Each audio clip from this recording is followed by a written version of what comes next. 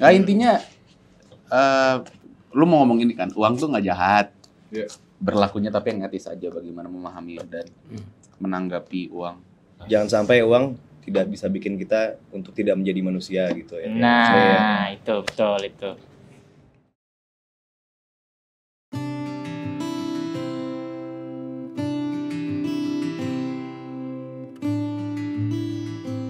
Halo, kenalin gue Bodat. Gue Divis sebagai tukang pukul. Halo, gue Diki. Gue Divis jadi gitaris selain Adnan.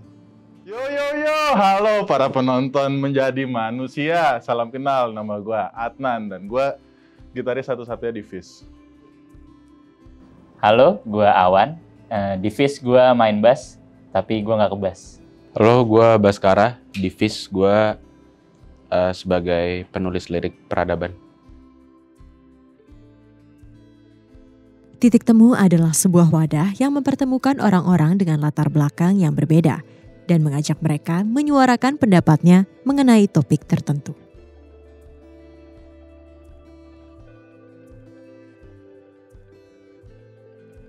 Sebelum dijawab, orang miskin kenapa bisa miskin?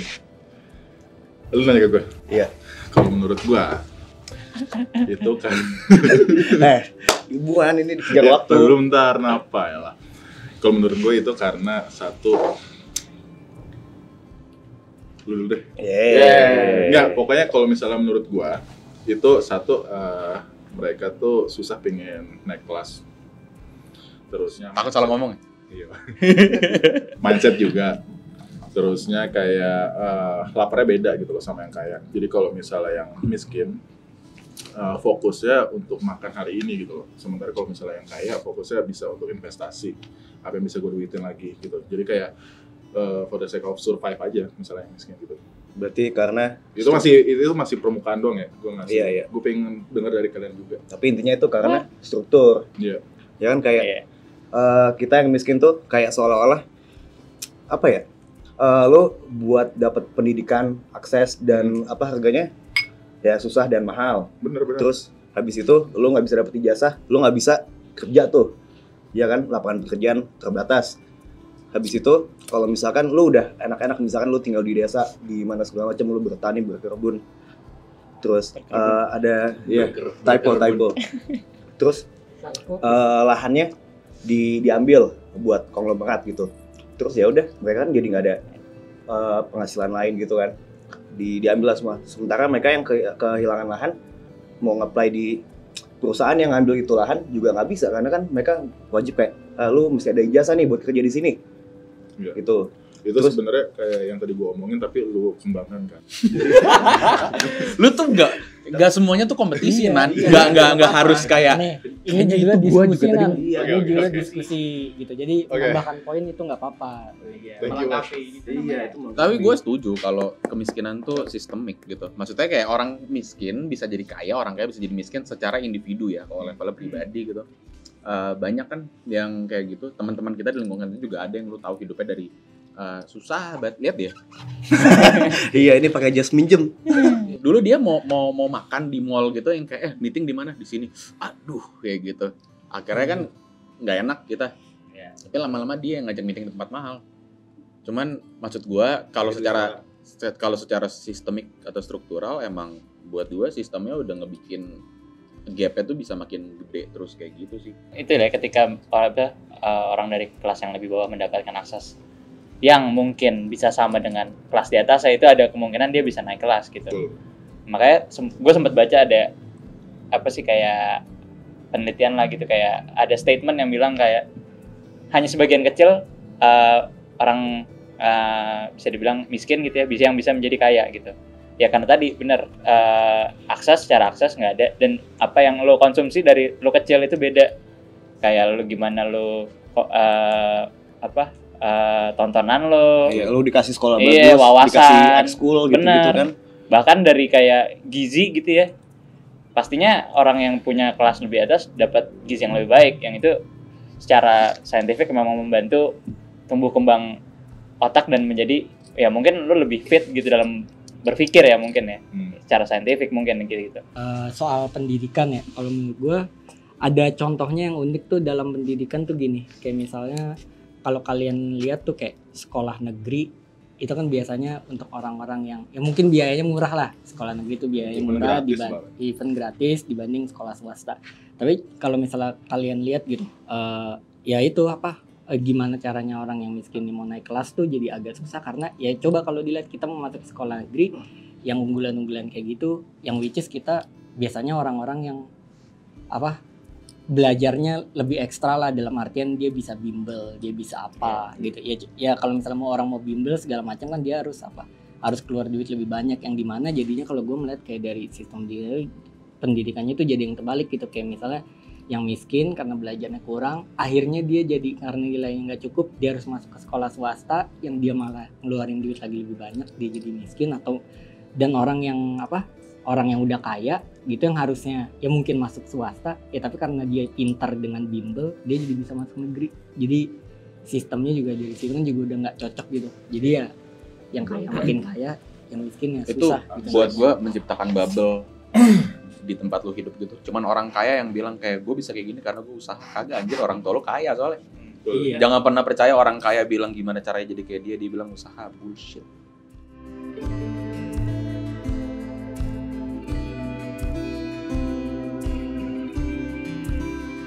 Bukan nasi. Jelas. Iya di kampus.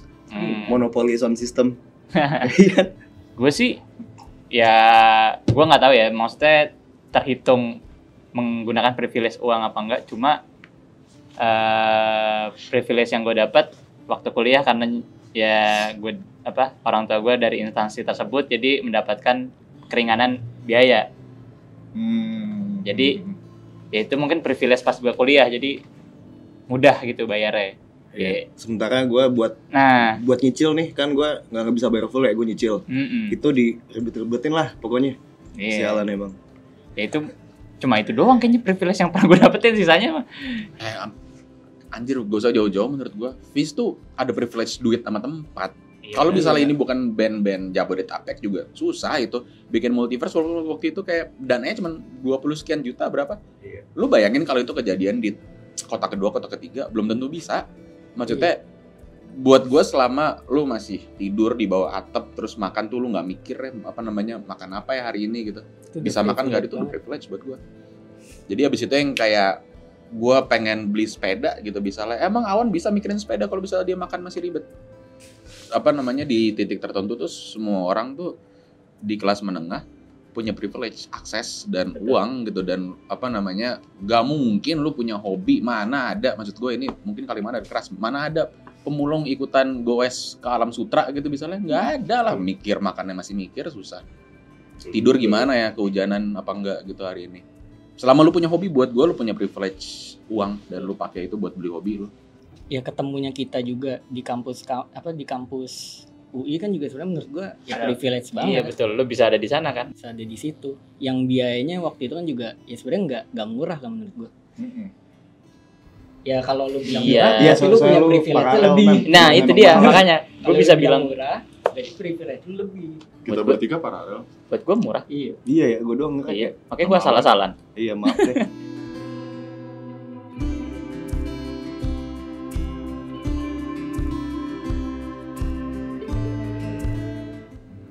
Apa ya? Kayak selama ini nggak tahu, ini konteksnya untuk karir mungkin ya. Karena gue memulai di kampus, ya tadi tuh yang gue udah plotting, jadi ada meeting dewan sound system gue nih tengah tahun. Terus kayak kita udah plotting nih acara di kampus tuh rame nih, apalagi fakultas sendiri ada 8 jurusan gitu kan. Wah kita nyayur nih akhir tahun bisa dapat kas gini. Taunya enggak, karena kebanyakan penyelenggara bayar antara gitu-gitu. Ya udah gue minjem duit orang lain buat bayarin dulu tuh operasional segala macem. Emang untungnya di gue, cuma itu mungkin adalah harga yang harus gue bayar untuk gue bisa mencapai titik ini sekarang gitu mungkin. Kayak ya kalau misalkan gue nggak ngambil resiko-resiko itu ya gue nggak tahu untuk masang di medan yang kayak gini gimana, di acara kayak gini medannya kayak gimana. Hal-hal itu yang mungkin jadi pembelajaran gue untuk gue pakai di jenjang karir gue kemudian hari sih mungkin ya. Kalau gue sih nggak ada ya kayak mungkin yang keputusan kayak gue cepat banget menentukan kayak setelah gue mutusin ini hidup gue tuh bakal berubah banget gitu. Ya paling gue putusin yang paling berubah banget itu ada satu doang, dan itu ya waktu gue milih untuk lebih ngelanjutin FIS ketimbang ngejar karir formal gue, itu satu. Nah terus yang kedua, ya maksudnya bayangin aja itu kan kalau gue ngejar karir formal kan ya tunjangan segala macam pasti gede banget kan, cuman gue lebih milih FIS. Terus kedua ya paling nih yang menurut gue paling gede waktu itu, ya gue ada ya semacam biasalah anak muda ada krisis kehidupan, krisis ya quarter life crisis orang bilangin gitu. Waktu itu gue ada coping mekanismenya itu adalah gue ada coping mekanismenya yang dimana gue suka spend duit ke situ ya, total spend duit gue mungkin ada kali hampir 50 dalam coping mekanisme itu ya. Itu yang bisa bikin ya. Kalau gue bahagia nggak waktu itu? Hah? Bahagia waktu itu? Jatuhnya bukan bahagia ya, keep me sane aja gitu. Keep me sane. Kenapa nggak lu bagi-bagi dik? Udah dikit pindah ke situ. Nah kan kalau gue spend itu kan namanya juga duitnya gue bagi dah. Kenapa nggak lu diem aja? Iya. Lu nggak mau Nan kalau misalnya diajak Diki waktu itu? Mau lah, tapi nggak diajakin. Lanjut Udah, deh. coba gimana? Itu sih dari gue. Ya maksudnya Lu dulu Dewan. Gue masih mikir sumpah. Ya kalau gue kurang lebih sama sih, karena sebelum akhirnya gue spend waktu lebih banyak di FIS dan musik lah ya, di Saniter gitu. Gue tadi sedang meniti karir sebagai insan kreatif periklanan ya kan. Udah lumayan naik jenjangnya, udah 2 step gitu, udah dari magang, junior, terus staff, tinggal sedikit lagi untuk mencapai level senior copywriter. Terus nanti abis itu kan paling 2-3 tahun, bayangan gue 2-3 tahun masuk ke ranah group head, habis itu Jadi CEO. jadi creative director gitu. Di situ emang jenjangnya jelas gitu udah. Harusnya nih gue dalam beberapa tahun ke depan gue udah bisa menerka lah hidup gue ke arahnya kemana gitu. Gue akan menjadi apa kalau misalkan itu berhasil ya. Tapi ya akhirnya gue memilih keputusan untuk meninggalkan itu semua gitu kan. Ini nggak bisa kalau digabung secara waktu ya. Waktu itu secara waktu nggak bisa itu. Gue nggak punya privilege untuk membagi itu.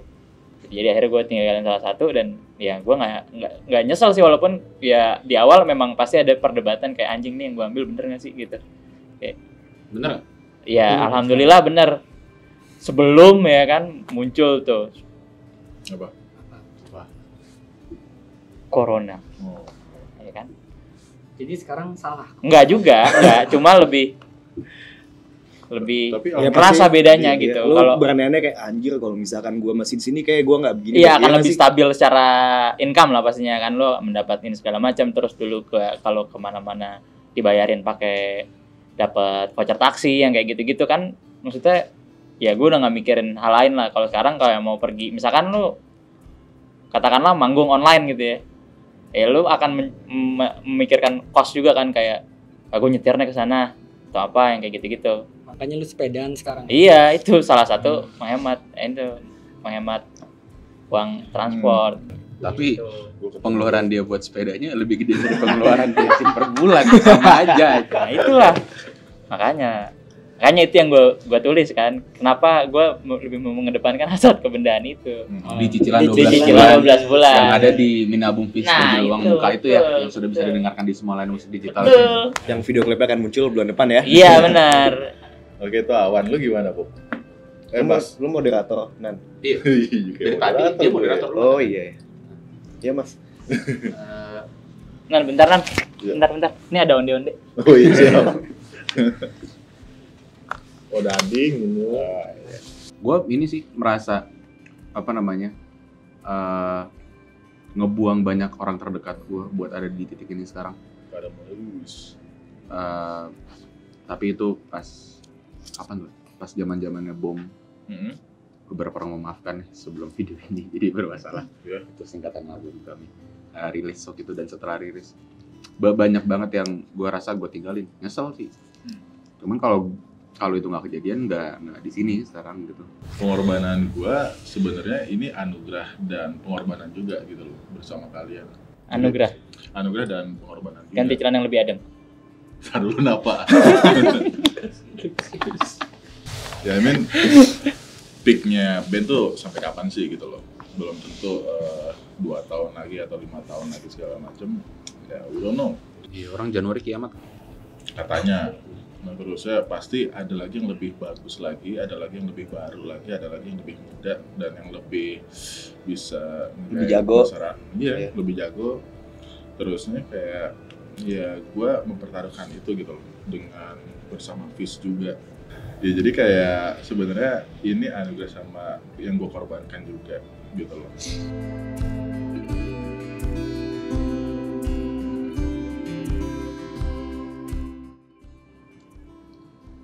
Kita bicara perihal definisi dulu kan, yang adalah perihal bagaimana industri dan trade-nya negara itu diaturnya bukan sama negara tapi sama swasta. Yang punya kapital. Yang mempunyai aset tertentu. Sifat-sifatnya, sikap-sikapnya banyak, cuman sebenarnya secara definisi itu. Kalau dulu itu kan awal kayak di peloporannya tuh sebenarnya dari abad 16-19 tuh Keren. pokoknya apa ya, sistem perdagangan Eropa tuh udah Peradangan. Ya ada perdagangan flu, Eropa tuh ada flu sebenarnya Spanyol itu.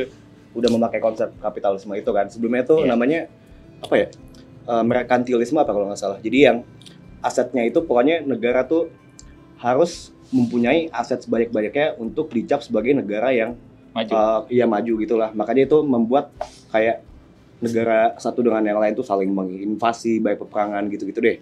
Nah itu tuh sebenarnya habis itu dikritik sama bapak ekonomi ya, Adam Smith.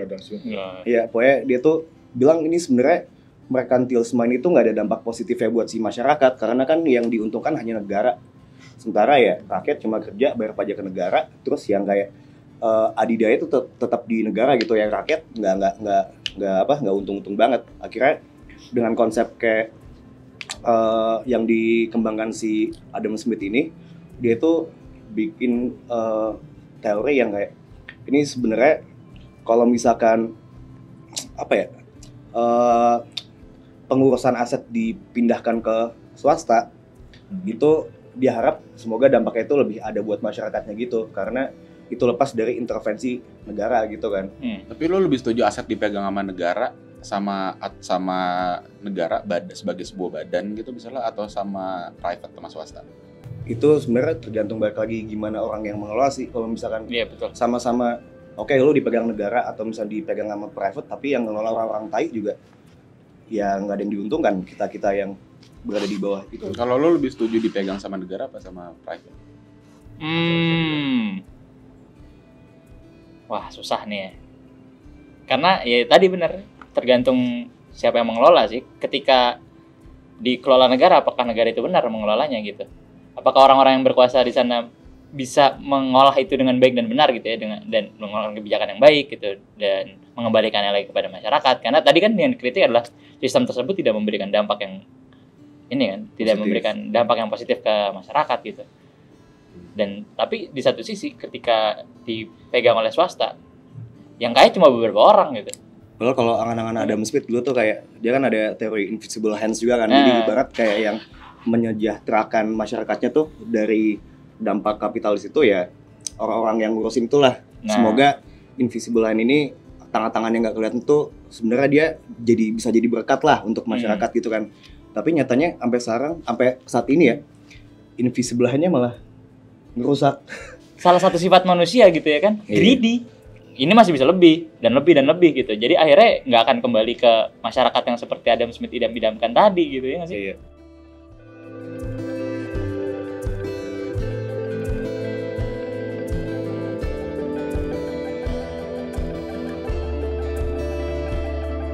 Sebenarnya tuh Korban dan pelaku sebenarnya. iya nggak sih? Dan itu tanpa sadar kayak Iya. lu megang HP nih, lu kan proses itu jadi HP itu kan juga melibatkan banyak apa ya, lini usaha yang kayak lu bikin plastiknya aja tuh lu pakai pekerja yang ya gua nggak tahu mungkin dibayar berapa segala macam gitu kan. Buat gua zaman sekarang nyanyi.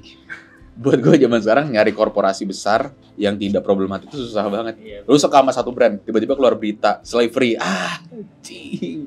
Sering banget kayak gitu. Cuman gimana, maksud gue kayak lu sangat bergantung hidup lu dengan produk-produk itu. Udah di titik dimana kalau bisa lu tidak mau menyentuh itu ya, kayak kadang-kadang prinsipnya tuh mengganggu keberlanjutan hidup lu juga. Ya bahkan untuk lo hidup, bahkan lo harus menjadi korban kapitalisme yang kayak ya udah lo harus kerja gitu Untuk siapa? Terus juga minjem duit. Ya kan? Lo kerja yang kaya siapa? Ya bos-bos ya kan sebenarnya gitu kan. Tapi lo harus kerja supaya lo bisa tetap hidup besok gitu. Lu kita nge-ban yang kaya. Ya. Tapi itu juga mondang panting sih. Iya. Jadi ya. Jadi ya. Iya, cuman ya kita pelaku kan. Kita jualan Iya. baju Fizz. Iya, kita juga pelaku kapitalisme. Kita punya aset lagu, kita jual. Kita punya aset tadi jadi merchandise, jual. Buat gua sih selama berbisnisnya masih etis ya, masih beretika gitu. Maksudnya jangan ada cheap labor. Lo Sungdongyang nggak ada cheap labor kan? Alhamdulillah gue bayar selalu tepat waktu ke vendor. Jadi Tepat waktu tapi cheap. enggak. Itu tuh lumayan mahal COGS-nya. Jadi temen-temen nih kalau beli Baju Fizz baju Sundongyang, ada di Sundongyang kan? iya. @_Sundongyang_. Ya, itu dia tuh tempat beli baju Fizz. Sebenarnya kita Fizz nggak mau hipokrit lah. Kita juga pelaku sama korban juga dari kapitalis. Terusnya kita menganggap uang itu penting juga. Cuman harus ada etika tertentu kalau misalnya kita pengen menjadi manusia. manusia. Iya. Gimana jadi manusia? Yang betul. kalian nonton di sini. Thank you udah nonton. Belum benar. anjir, belum. Belum, Nan. Nah intinya, lu mau ngomong ini kan, uang tuh nggak jahat. Iya. Berlakunya tapi yang etis aja, bagaimana memahami dan menanggapi uang. Jangan sampai uang tidak bisa bikin kita untuk tidak menjadi manusia gitu ya. Nah, itu betul itu.